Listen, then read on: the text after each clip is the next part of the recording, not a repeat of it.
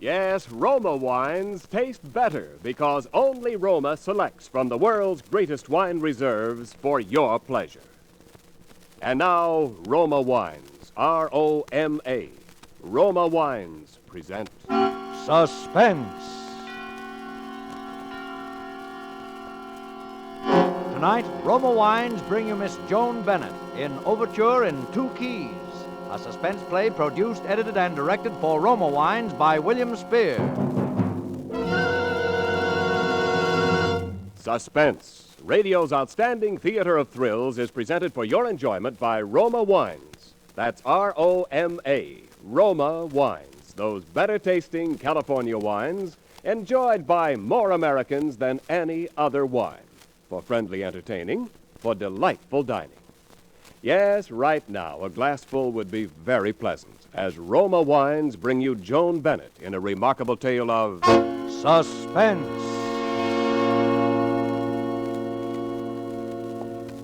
Are you feeling any better now? You know what I've been wondering, lying here? What's that, Mrs. Allen?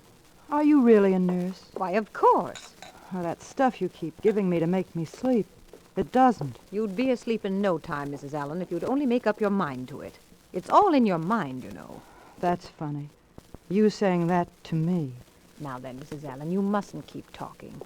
That's how it was with him. All in his mind. That's why I couldn't help him. That's why nobody in the world could help him. I know that now. But I couldn't bring myself to admit it until last night. You know where I was last night? I was at the Hollywood Bowl. It should have been the proudest night of my life. I was waiting for my husband to enter the stage and take his place as the leader of a great orchestra. Yes, I should have felt proud, but all I could feel was fear. It wasn't a new fear. It was an old fear, as old as our lives together. It began nearly 2 years ago. Ira and I had driven to the Pasadena station to meet a new pupil of his in from the east. I didn't have any reason to believe that this new arrival would be any different from the dozens of others who come every year to live with us and study music with my husband.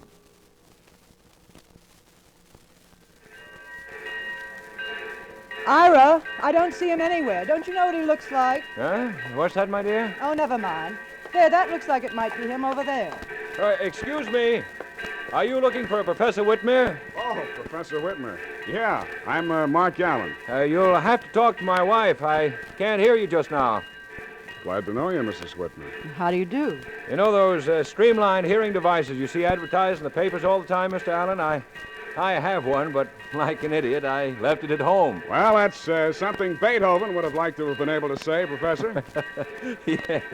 But you know, Mr. Allen, I think he'd rather have put up with being plain deaf. Excuse me, sir, but what about your bag, sir? We have our car with us, Mr. Allen. Right, just take him to the car, will you? Will you look after Yes, Mr. sir. Allen's bags, my dear? I just did. It's the one right here. Just put the bags in the back. Yes, ma'am, yes, ma'am. Here you are. Oh, thank you, sir, thank you. I guess we can all ride in the front, can't we? After you, Mrs. Whitmer. See, Mr. Allen, my wife takes care of everything. That's what poor old Beethoven needed. Good, dependable wife. Is this your first visit to California, Mr. Allen? That's right. Never been further west than Chicago before in my life. Well, you'll find the climate a nice change anyway. What about you, Mrs. Whitmer? You, native of California? Not exactly, but the professor and I have lived here ever since we were married. It's a great tragedy. A great conductor losing his hearing like that. It doesn't worry him so much, now that he has his own protégés. Must be hard on you, though, sometimes. Why should it be hard on me? Oh, I just thought it might be. That's all. By the way, what's your first name, Mrs. Whitmer? Why, Frenzy. You mind if I call you that? Sometimes? Why, of course not. You can call me anything you like, Mr. Allen. Ira, there's the bell. Huh? What's that, my dear? There's a train coming. Oh, yes.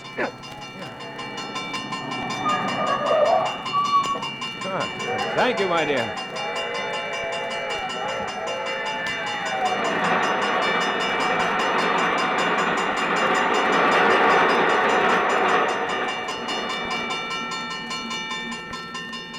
I hope I didn't give you a scare, Mr. Allen. I really shouldn't be driving without that fool device.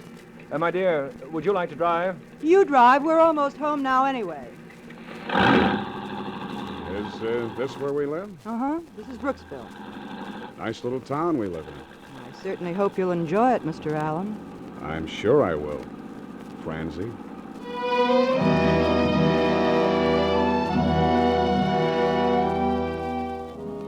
That's all there was to it. And yet if he'd asked me to go away with him to Timbuktu that night, I'd have gone. But he didn't. He didn't ask me anything. He just watched me. Not like the musical genius he was supposed to be. He was rough and hard and strong.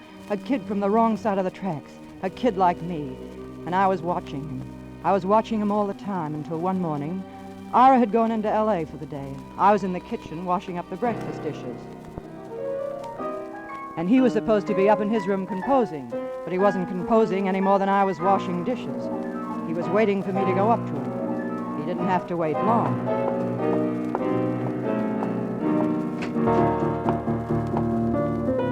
Oh, pardon me. Why, come on in, Mrs. Wood. I was looking for my husband. He, went to the concert at the Philharmonic. He did? Oh, I wanted him to do an errand for me. Well, that's too bad. Oh, well, it'll have to wait until next week now, I suppose. He, might remember and call you. He might. That's nice. What's it called? It's an overture. Overture in 2 keys. Oh. You asked me that before. At breakfast. Remember? Oh, yes, so I did. I'd forgotten. But look at me. Why, the professor would kill me if he caught me wasting your time like this. Maybe that's one reason you waited until he was out of the way. Well, You want to hear the other reason? It's been on your mind ever since that first day at the station. Only you figured you'd wait. Let me make the first move. It's the way a dame always figures. Until she meets the right guy. meaning you? I don't mean Santa Claus. What does that make me? Come here, darling. You like to play hard to get, don't you? Am I so hard to get? I've been going crazy. What do you think I've been doing? When does he get back? Late. How late? Never before 6. Hello, darling.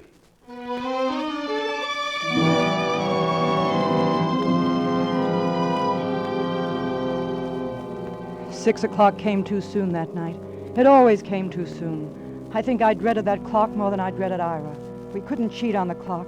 But with Ira, well, taking care of Ira wasn't a problem for any Einstein. But Mark was the one who had to do it. Mark had to fix it so that earphones or no earphones, Ira would be deaf as an adder. Sometimes I couldn't understand why Mark got so upset over that part of it. He used to tell me that I never would understand. I wasn't a musician and I wasn't deaf. Well, anyway, I had plenty of other things to feel bad about. We both did. We were like 2 shipwrecked sailors dying of thirst, and all we got to drink was salt water. You can stand that kind of thirst just so long.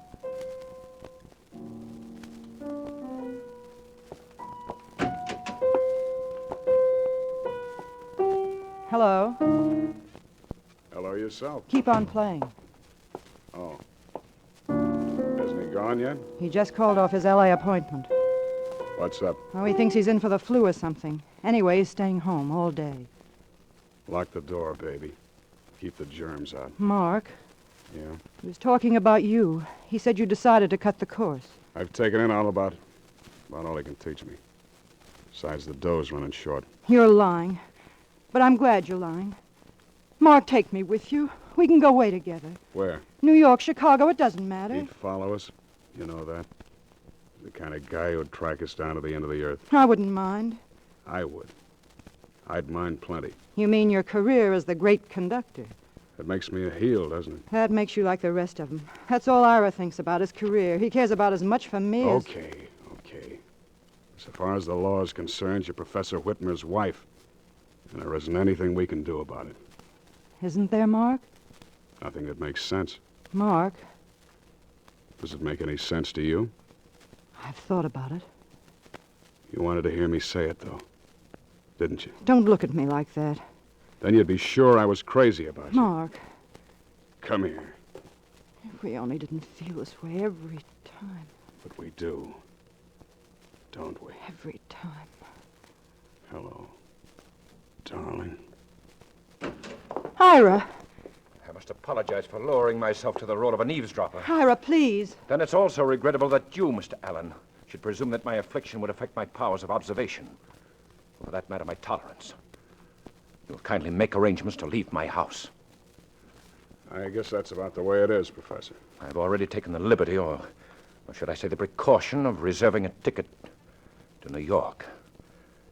We have 40 minutes to get to the Pasadena station. Ira, I must talk to you. Undoubtedly, my dear. But Mr. Allen is going to catch his train. I must go get the car. You might help Mr. Allen with his packing. What time do you have? 5 to 11. Yeah. We can just make it. Mark, you're not really going. Throw me Mark! my music case. No, it's right there on the piano. What about the rest of your junk? Or are you leaving that behind as souvenirs? It's only until I can send you a forwarding address. At least you can tell me where you're going. You heard him. New York. There's the car now. Mark, Yeah? Mark, let me know if you should change your mind. I won't have to let you know, Francie. I haven't changed my mind.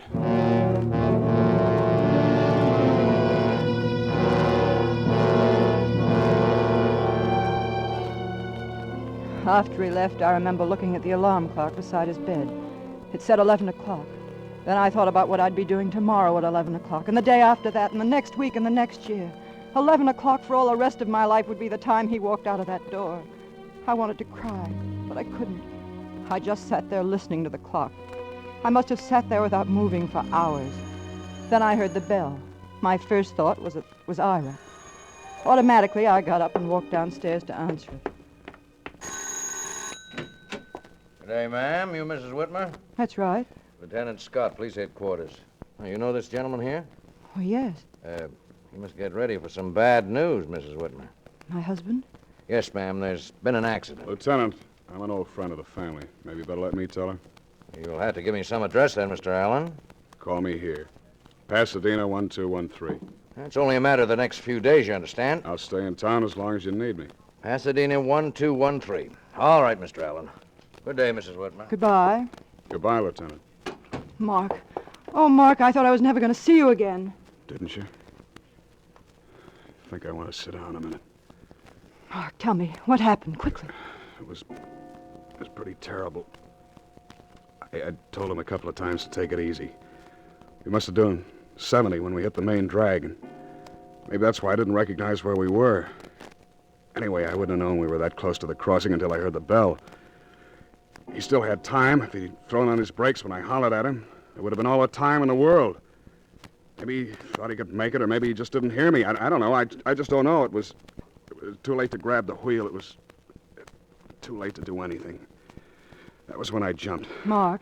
Next thing I knew, there were cops all over the place. There was a doc there, too. I'd been here hours ago if I hadn't had to convince them that I didn't need any ambulance. And Ira? And those cops, they asked more questions Mark. then. Huh? I asked you about Ira.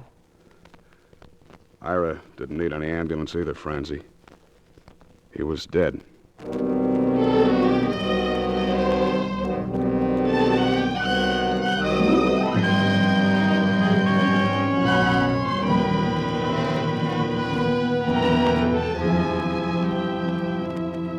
For Suspense, Roma Wines are bringing you Joan Bennett in Overture in 2 keys.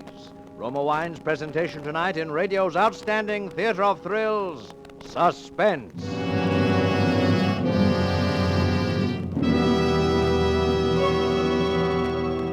Between the acts of Suspense, this is Ken Niles for Roma Wines.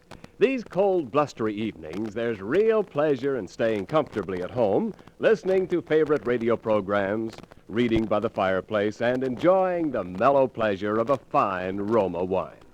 Yes, better-tasting Roma California wines, sherry, port, or muscatel, add warmth and friendliness to quiet evenings and informal entertaining.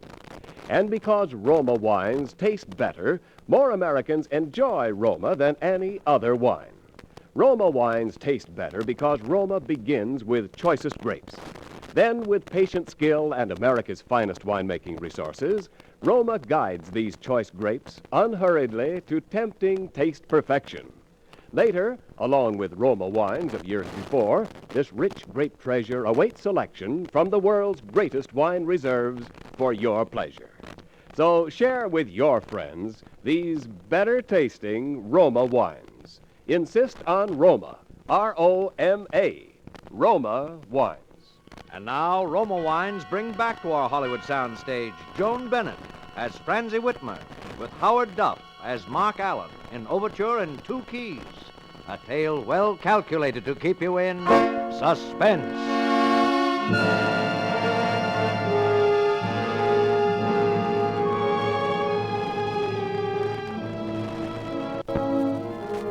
They held the inquest at the house. Took the coroner less than 3 minutes to return the verdict. Accidental death.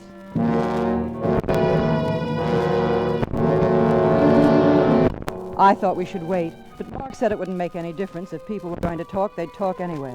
So a couple of weeks later, we drove down to Yuma and got married. During the ceremony, I felt a little like laughing and much more like crying. And let me tell you, if you ever get married in one of those Yuma wedding chapels, you'll feel like crying too. They do business day and night. On the outside, there are neon lights, and on the inside, everything is artificial lilies in an organ. And do you, Francie Whitmer, take this man as your lawfully wedded husband to happen to hold from this day forward? I do. And do you, Mark Allen, take this woman as your lawfully wedded wife? Hmm? Mark. What? I do. I repeat, do you, Mark Allen, take this woman? Yes. To happen to hold from this day forward until I death do you part? do.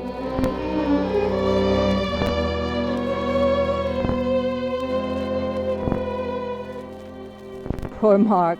I kidded him afterwards about fluffing his lines, and he acted very serious about the whole thing and tried to make out that he didn't hear that particular part. Well, I guess every man thinks that those words are written just to make him nervous, and every woman thinks they are written just for her. At least I know I did. At first, we were as happy as any two people could possibly be. And then, it wasn't that anything changed, but I began to worry about Mark. It was as though he were expecting something.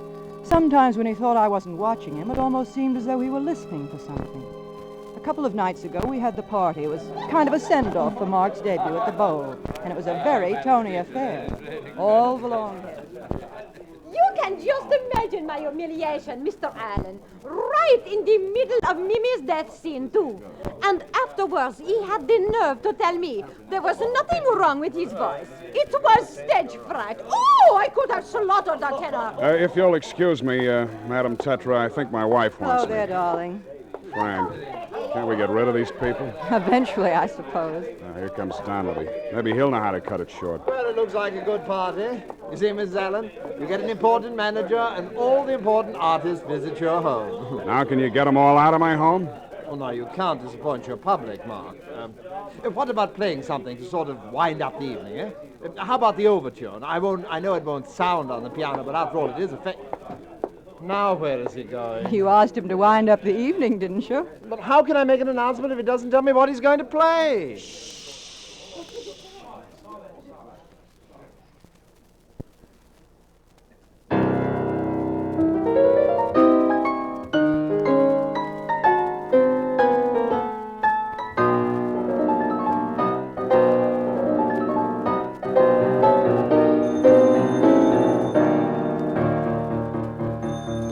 All right, I'll get it.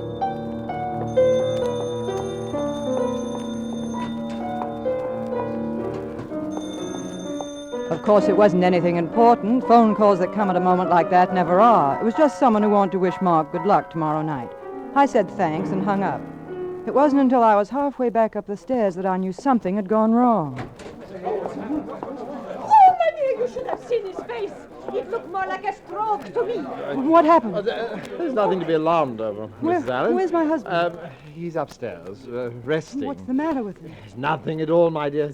Really nothing at all. He was a little overtired, so he went upstairs. If you ask me, Mrs. Allen, it's a plain case of stage fright. Well, I was telling him only this evening. I didn't wait for the rest. When I found him, he was just lying there staring into the darkness. I wanted to hold him in my arms and tell him that no matter what, he was my guy. But I didn't. I didn't say a word, neither did he.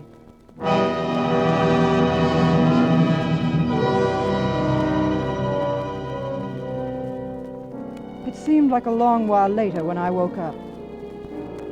I didn't want to wake up. I was tired, dead tired, so tired that waking up hurt me all over. Only this time it hurt more than usual. Then suddenly I was sitting upright in bed, with a chill running straight up my spine. The sound came from the music room. I fumbled for the light, but that didn't tell me anything I didn't know already. Mark's bed was empty. Somehow I got out of bed and walked downstairs. I kept walking, till I was standing outside the music room door. If I'd been standing at the bar of judgment, I would have still said the same prayer, that the door would be locked, but it wasn't locked. The room was in darkness, except for the small lamp on the piano. And there, looking like something out of a horror picture, sat my husband. I couldn't see his face, only his hands flying up and down in the lamplight. His knuckles were wet with blood. Mark! Mark! Mark! Oh, darling, I had to do it. I had to do something. Talk to me. Keep on talking to me. What do you want me to say? Just keep talking.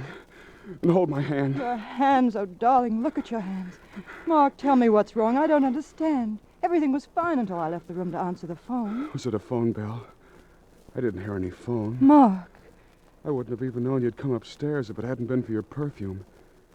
Even then, I didn't believe it. Then I came down here. I played like this. I couldn't hear. And I played louder. I still couldn't hear. I couldn't hear. I couldn't hear. Darling, don't. You're all right now. Mark, it's awfully late. What time is it? 4 o'clock in the morning. That's funny. You do it, too. What did I do? Listen to see if your watch is going. Must be a reflex action. Even he did it. Mark! It always reminded me of Nelson putting his telescope to his blind eye. I don't suppose you understand about that. Even if you'd loved him, you'd never have known what it meant for a musician. To be deaf.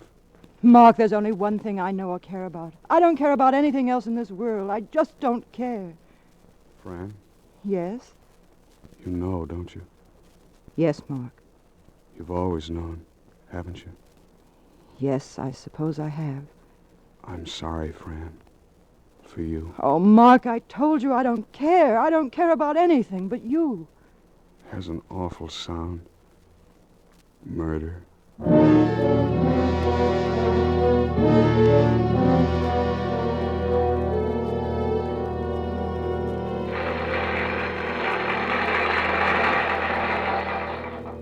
As I sat watching him walk across the great stage of the Hollywood Bowl, I wanted to pray, but I knew I hadn't even the right to do that. All I could do was think of what he must be thinking, how he must have timed it to the split second, how he must have snipped the wire on the earphone so Ira wouldn't notice it, how he must have felt when they were coming to the railroad crossing and he heard the warning bell and Ira couldn't. Ira couldn't hear anything.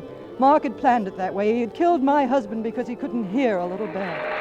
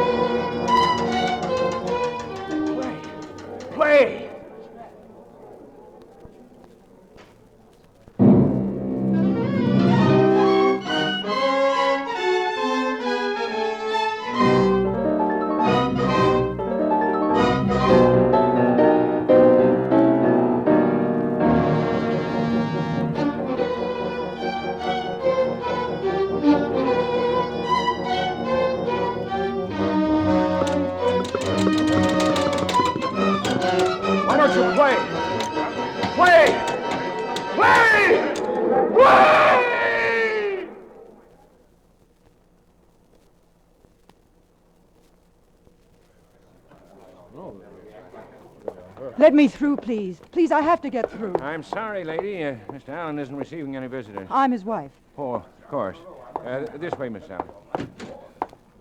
Oh, thank heaven. Really, I must That's all right, Doctor. Mrs. Allen, the press are outside. You must talk to them. Mark. I heard the bell. Darling, it's all right. It's all right. I'm here with you. It's me, Francie. Didn't you hear it? It began to ring as I entered the stage. It was the bell.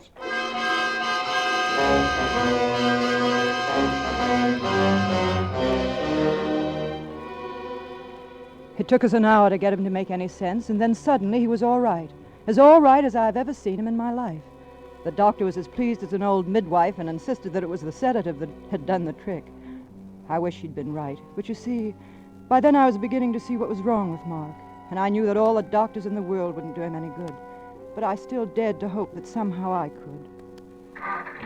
All right, come on, let's go. Well, don't you want me to drive home? Oh, I'm okay now. Oh, Mark. Oh, you mustn't cry, baby. I'm okay now. Oh, that's why I can cry, you goof. Mark, Yeah. let's go away from here, right away, to Canada or someplace for a year, longer if you want. Even if you don't even look at a note of music, it doesn't matter. You'll be right away from everything, and then it won't happen anymore. I know it. If you'll only get away, right away. Even from me, if that would help. Where should we go? Florida? New York? Oh, darling. You know, it's about time you saw something else but palm trees. Let's make it New England. Up around Vermont or something. We'll have to get you a sleeping bag or you die of cold. I love you. Me too. Why don't you let me drive? You can't with one hand. I can, too. Mark, you know, I was wondering, can you get double sleeping bags in Vermont? Mark, you better slow down if you... Yeah, maybe Canada. Mark, we're coming to the They say crossing. it's There's a quiet train. up there. Mark! They say you can almost hear how quiet it is some places in the woods up there. Mark! Mark!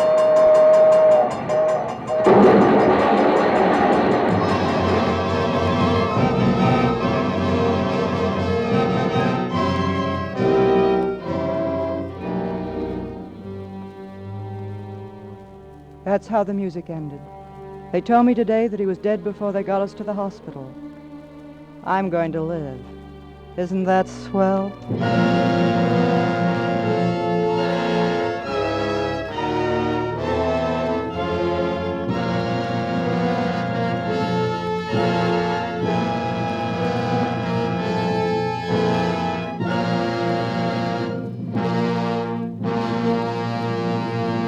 Suspense. Presented by Roma Wines, R-O-M-A, Roma, America's favorite wines. This is Ken Niles returning to our stage with a lovely star of tonight's suspense play, glamorous favorite of movie-going millions, but a newcomer to suspense fans, Miss Joan Bennett. Welcome to the Suspense family, Joan, and congratulations. Your performance was wonderful. Thank you, Ken, but I'd like to share some of the compliments with Howard Duff, who played the composer so wonderfully. And as a token of our appreciation, here's a gift basket of Roma wines from Roma, America's greatest vintner. Thank you, Ken, and thanks to Roma. Among the fine Roma wines in your gift basket, Joan, is Roma Muscatel, a wine to add warmth to your welcome when friends drop in. A delightful taste treat with desserts, too. Rich in the tempting fragrance and distinctive taste of the world-famous Muscat grape, better-tasting Roma Muscatel is a mellow, satisfying wine born in California, praised by Americans from coast to coast. Yes, Ken, Roma Muscatel certainly is delicious. And here's why, Joan. Roma Muscatel, like all Roma wines, begins with choicest grapes.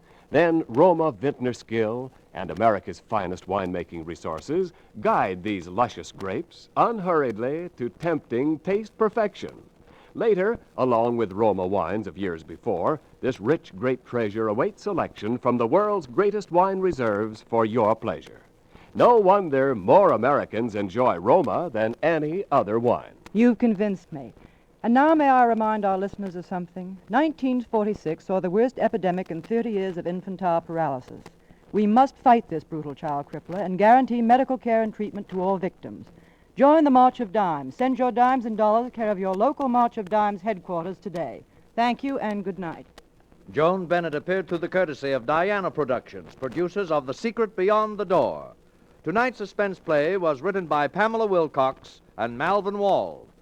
Next Thursday, same time, you will hear Roddy McDowell as star of Suspense. Produced and directed by William Spear for the Roma Wine Company of Fresno, California.